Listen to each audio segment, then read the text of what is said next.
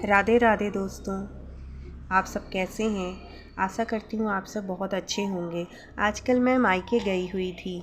कुछ दिन बाद जब ससुराल पहुँची तो पति घर के सामने स्वागत में खड़े थे। अंदर प्रवेश किया तो छोटे से गैरेज में चमचमती गाड़ी खड़ी थी, i20। मैंने आंखों ही आंखों में पति से प्रश्न किया तो उन्होंने गाड़ी की चाबियाँ थमा कर कहा, कल से तुम इस गाड़ी से कॉलेज जाओगी प्रोफेसर साहिबा। Oh my God! खुशी इतनी थी कि मुंह से और कुछ निकला ही नहीं। बस जोश में भावेश में मैंने अपने पति साहब को एक जोरदार झप्पी दी और अमर बेल की तरह उनसे लिपट गई। उनका गिफ्ट देने का तरीका भी बहुत अजीब हुआ करता है।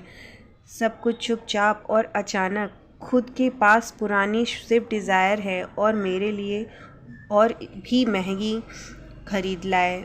8 साल की शादीशुदा ज़िंदगी में इस आदमी ने ना जाने कितने गिफ्ट दिए। गिनती करती हूँ तो थक जाती हूँ।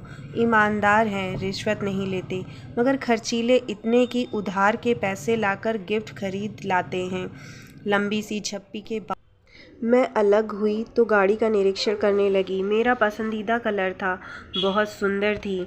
फिर नज़र उस जगह गई जहाँ मेरी स्कूटी खड़ी रहती थी। मैं हैरान, वो जगह तो खाली थी। स्कूटी कहाँ है? मैंने चिल्ला कर पूछा।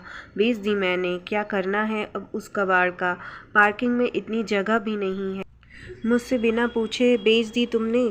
एक स्कूटी ही तो थी पुरानी सी, गुस्सा क्यों करती हो?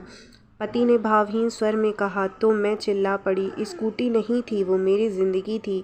मेरी धड़कनें बसती थीं उसमें। मेरे पापा की इकलौती निशानी थी मेरे पास। मैं तुम्हारे तोहफे का सम्मान करती हूँ, मगर उस स्कूटी के बिना नहीं। मुझे नहीं चाहिए तुम्हारी गाड़ी। तुमने मेरी सबसे प्यारी चीज़ बेच दी, वो भी मुझसे बिना पूछे। मैं रो पड़ी। शोर सुनकर मेरी सास बाहर निकल आई। उन्होंने मेरे सर पर हाथ फेरा तो मेरी रुलाई और फूट पड़ी। रो मत बेटा, मैंने तो इससे पहले ही कहा था, एक बार बहू से पूछ ले। मगर बेटा बड़ा हो गया है, भला माँ की बात कहाँ सुनेगा। मगर तू रो मत। और तू खड़ा खड़ा अब क्या देख रहा है? वापस ला ले स्कूटी को। पति साहब गर्दन झुकाकर आए मेरे पास। रोते हुए नहीं देखा था मुझे पहले कभी। प्यार तो बेनतिहा करते थे। याचना भरे स्वर में बोले, सॉरी यार, मुझे क्या पता था वो स्कूटी तेरे दिल के इतनी करीब है। मैंने तो कबाड़ी को बेचा है, सिर्फ 7,000 में। वो मामूली पैसे भी मेरे किस काम के थे। यूं ही बेच दिया कि गाड़ी मिलने के बाद उसका क्या करोगी? तुम्हें खुशी देनी चाहिए थी, आंसू नहीं। अभी जाकर लाता हूँ। फिर वो चले गए। मैं अपने कमरे में आकर बैठ गई, एकदम उदास सी। पति का भी क्या दोष था? हाँ, 1-2 बार उन्होंने कहा कि इसे बेचकर नई कार ले लें। मैंने भी हंस कर कह दिया था कि नहीं, यही ठीक है। लेकिन अचानक स्कूटी ना देखकर मैं बहुत ज़्यादा भावुक हो गई थी। होती भी कैसे नहीं। वो स्कूटी नहीं, औकात थी मेरे पापा की। मैं जब कॉलेज जाती थी तब मेरे साथ पढ़ने वाली एक सहेली नई स्कूटी लेकर कॉलेज आई थी। सभी सहेलियां उसे बधाई दे रही थी। तब मैंने उससे पूछ लिया, कितने की है? उसने तपाक से जो उत्तर दिया, उसने मेरी जान ही निकाल ली। कितने की भी हो, तेरी और तेरे पापा की औकात से बाहर की है। अचानक पैरों में जान ही नहीं रही थी। सब लड़कियां वहां से चली गई थीं, मगर मैं वहीं बैठी रह गई। किसी ने मेरे हृदय का दर्द नहीं देखा था। मुझे कभी यह एहसास ही नहीं हुआ था कि वे सब मुझे अपने से अलग, गरीब समझते हैं। मगर उस दिन लगा कि मैं उनमें से नहीं हूँ। घर आई तब भी अपनी उदासी छुपा नहीं पाई। माँ से लिपट कर रो पड़ी थी। माँ को बताया तो माँ ने बस इतना ही कहा, छोरी लड़कियों पर ज़्यादा ध्यान मत दे, पढ़ाई पर ध्यान दे। रात को पापा घर आए तब उनसे मैंने पूछ लिया, पापा हम गरीब हैं क्या? तब पापा ने सर पर हाथ फेरते हुए कहा था, हम गरीब नहीं हैं बिटिया, बस ज़रा सा हमारा वक्त गरीब चल रहा है। फिर अगले ही दिन मैं कॉलेज नहीं गई। ना जाने क्यों दिल नहीं था। शाम को पापा जल्दी ही घर आ गए थे और जो लाए थे वो उतनी बड़ी खुशी थी मेरे लिए कि शब्दों में बयां नहीं कर सकी। एक प्यारी सी स्कूटी, तितली सी, सोन चिड़ैया सी नहीं, एक सफ़ेद सी परी थी वो। मेरे सपनों की उड़ान, मेरी जान थी वो। सच कहूँ तो मुझे ही नहीं आई कि मैंने पापा को कितनी बार थैंक यू बोला, याद ही नहीं। स्कूटी कहाँ से आई, पैसे कहाँ से आए, ये भी नहीं सोच सकी ज़्यादा खुशी में। फिर 2 दिन मेरा परीक्षण चला। साइकिल चलानी तो आती थी, स्कूटी भी चलानी सीख गई। 5 दिन बाद कॉलेज पहुंची, अपने पापा की औकात के साथ, एक राजकुमारी की तरह, जैसे अभी स्वर्ण जड़ित रत्न से उतरी हो। सच पूछो तो मेरी ज़िंदगी का सबसे बड़ा दिन था। मेरे पापा मुझे कितना चाहते थे, सब पता चल गया। कुछ दिनों बाद एक सहेली ने बताया कि वो पापा के रिक्शे पर बैठी थी। तब मैंने कहा, नहीं यार, तुम किसी और के रिक्शे पर बैठी हो। मेरे पापा का अपना टेम्पो है।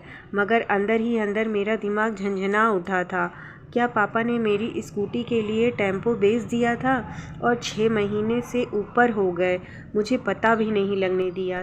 शाम को पापा घर आए तो मैंने गौर से देखा। आज इतने दिनों बाद फुर्सत से देखा तो जान पाई कि दुबले पतले हो गए हैं, वरना ध्यान से देखने का वक्त ही नहीं मिलता था। रात को आते थे और सुबह अंधेरे ही चले जाते थे।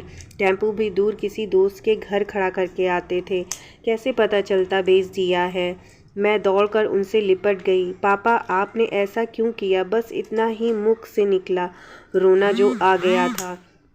तू मेरा गुरूर है बिटिया, तेरी आँख में आंसू देखूं तो मैं कैसा बाप। चिंता ना कर, बेचा नहीं है, गिरवी रखा था, इसी महीने छुड़वा लूँगा। आप दुनिया के बेस्ट पापा हो, बेस्ट से भी बेस्ट। इसे सिद्ध करना ज़रूरी कहाँ था? मैंने स्कूटी मांगी कब थी? क्यों किया आपने ऐसा? 6 महीने से पैरों से सवारियाँ ढोई आपने। ओह पापा, आपने कितनी तकलीफ़ झेली मेरे लिए। मैं पागल, कुछ समझ ही नहीं पाई और मैं दहाड़ मारकर रोने लगी। फिर हम सब रोने लगे, मेरे दोनों छोटे भाई, मेरी मम्मी भी। पता नहीं कब तक रोते रहे। वो स्कूटी नहीं थी मेरे लिए, मेरे पापा के खून से सींचा हुआ उड़न खटोला था मेरा, और इस गाड़ी को बेच दिया। दुख तो होगा ही। अचानक मेरी तंद्रा टूटी और जानी पहचानी सी आवाज़ कानों में पड़ी, फट फट। मेरा उड़न खटोला मेरे पति देव यानी तहसीलदार साहब चलाकर ला रहे थे, और चलाते हुए एकदम बुद्धू लग रहे थे। मगर मेरे प्यारे बुद्धू, मुझे बेइंतहा चाहने वाले राजकुमार बुद्धू। मैंने स्कूटी को अच्छे से पोंछा, उसको प्यार किया। उसमें से पापा के प्यार और खून पसीने की खुशबू आ रही थी। बहुत अच्छे से उसको कवर से छुपा दिया और पतिदेव के साथ अंदर आ गई। पति ने कहा, मुझे माफ़ कर दो, मुझे नहीं पता था ये तुम्हारे लिए इतनी इम्पोर्टेंट है। मेरी वजह से तुम्हारे आँख में आंसू आ गए। मैंने बोला, मैंने भी आपको गुस्सा किया। मैं कुछ कहती, मेरे पति ने मुझे सीने से लगा लिया। हम दोनों मुस्कुरा दिए। माँ बाप ने अपने बच्चों के लिए बहुत कुछ करते हैं। हमें अपने माँ बाप की मेहनत को ज़िम्मेदारी का नाम नहीं देना चाहिए। हमेशा माँ बाप का ख्याल रखना चाहिए। मेरी कहानी आप सबको पसंद आई हो तो प्लीज़ मेरे चैनल को सब्सक्राइब कीजिए।